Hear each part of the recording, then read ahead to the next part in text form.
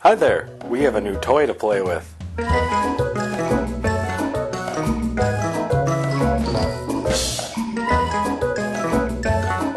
And here it is!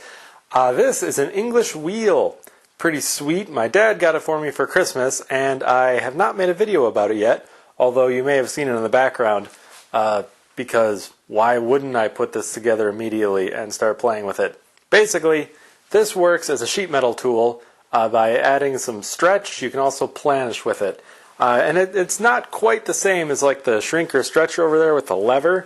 What I mean by stretch is with the shrinker stretcher, there are clamps that like clamp and pull.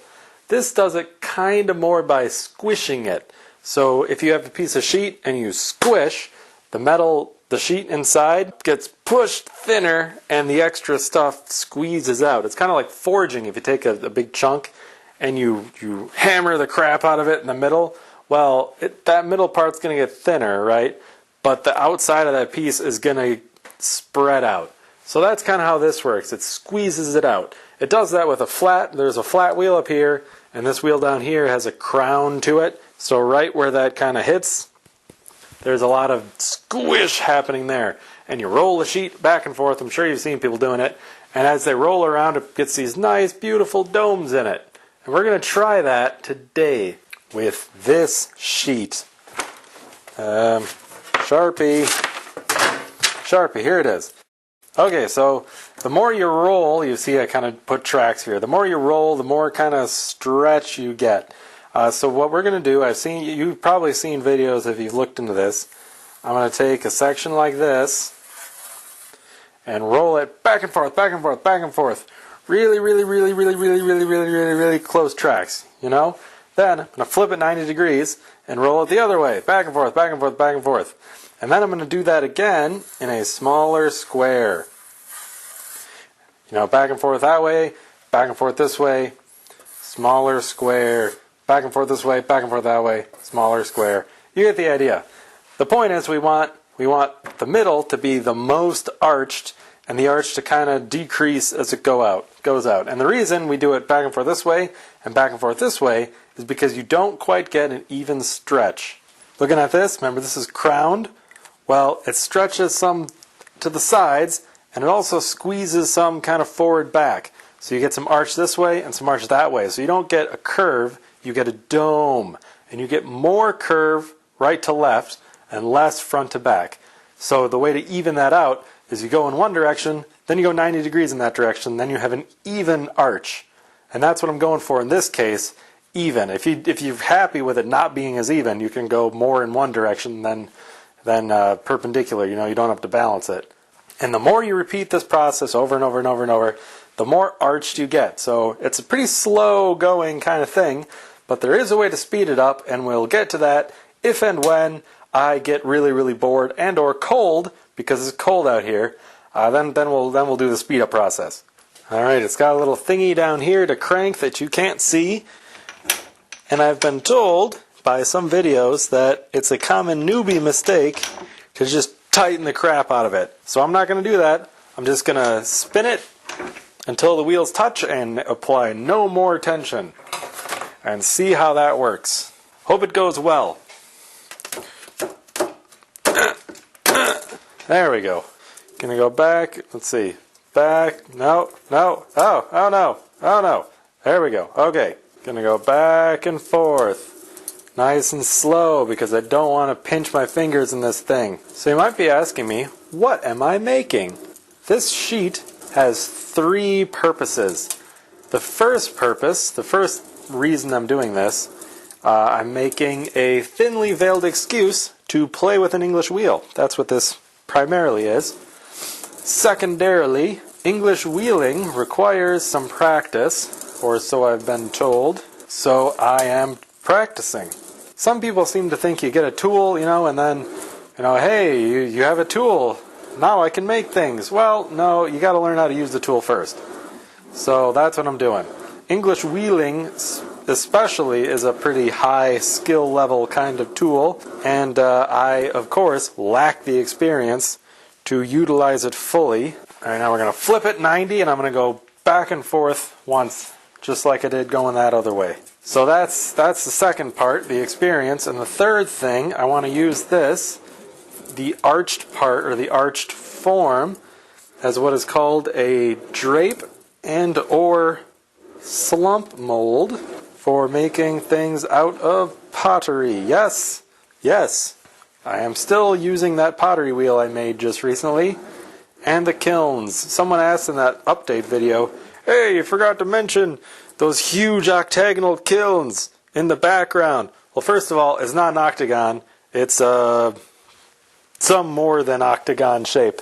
Oh, well, I guess the other one is an octagon. Whatever. Yeah, well, that's because I don't feel like doing pottery videos, although I have been doing a lot of pottery in my spare time.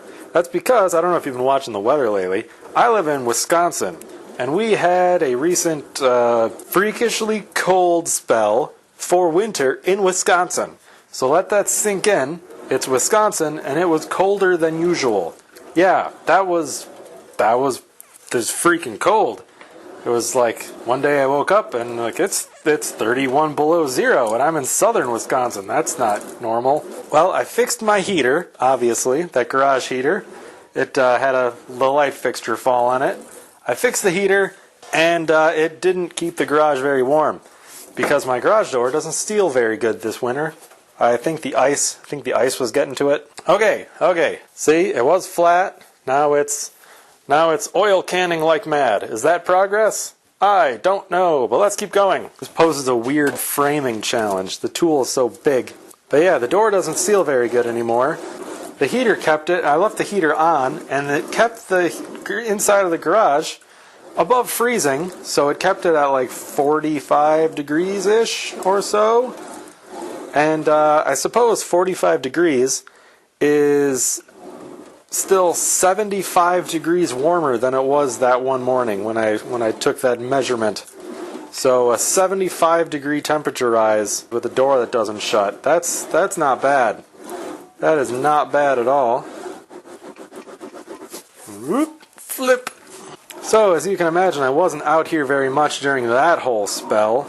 I was also sick. My whole family came down with some kind of cold, including our house guests, our extended period house guest. I personally blame the 4-year-old bringing it home from daycare because she's an easy target. She can't defend herself in an argument, but I could have just as easily gotten sick at work. But we're not going to mention that. We can just say she was sharing her illness with the whole family because sharing is caring. Okay, so now we're going to go smaller.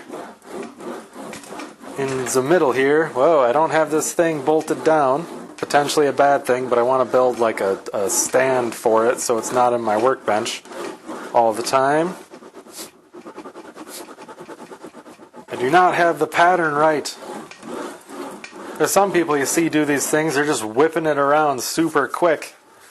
How do they do that? I have a feeling I'm not doing much. I just kind of bent it that way. Let's try a little more pressure. You know, because I got this thing as a Christmas present and I'm in no way affiliated with Eastwood Company, I feel no problem telling you that this came out of the box looking like many of the Eastwood products that I've purchased or received as gifts. Which is to say, it looks like someone threw it down a flight of stairs made out of sandpaper. Because there's a bunch of paint scuffed off and nicks and stuff like that. And it just didn't look good. I wasn't really worried with all the paint chipping off, like here and really bad on the other side. Because like the other things I received that were all jacked up, it appears to work fine. And even if it came looking shiny, clean, and brand new out of the box, it's not going to stay looking shiny new because I use it. I use everything. So I wasn't too worried, but still, like, come on. I know this is a discount Chinese-built English wheel, but still, maybe don't have it come out of the box full of damage. Just an idea, but, you know, you do you, Eastwood. You do you.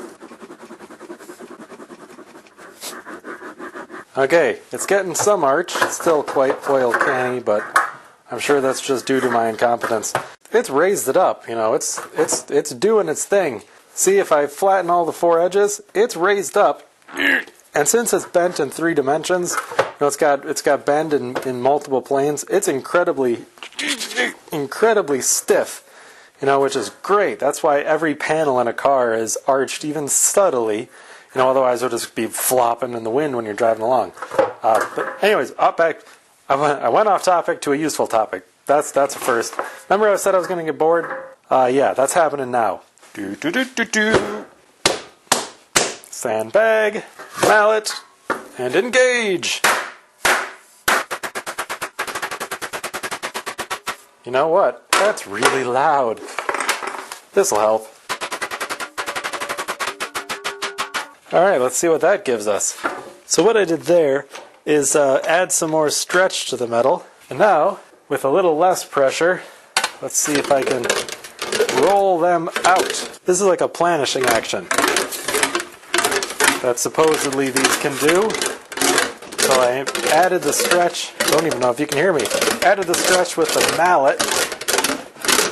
We're going to see how nice and pretty we can make this lumpy, ugly surface. It's a bit better.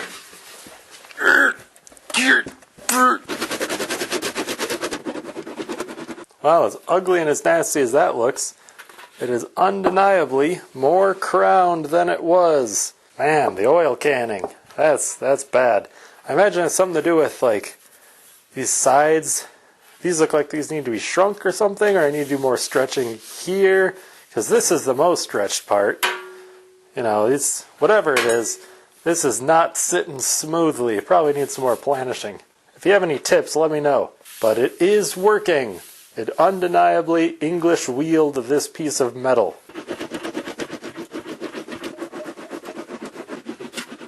And after much more trying, it is far worse looking. Awesome. If you have any tips, please let me know. I'm gonna go watch a bunch more videos on this.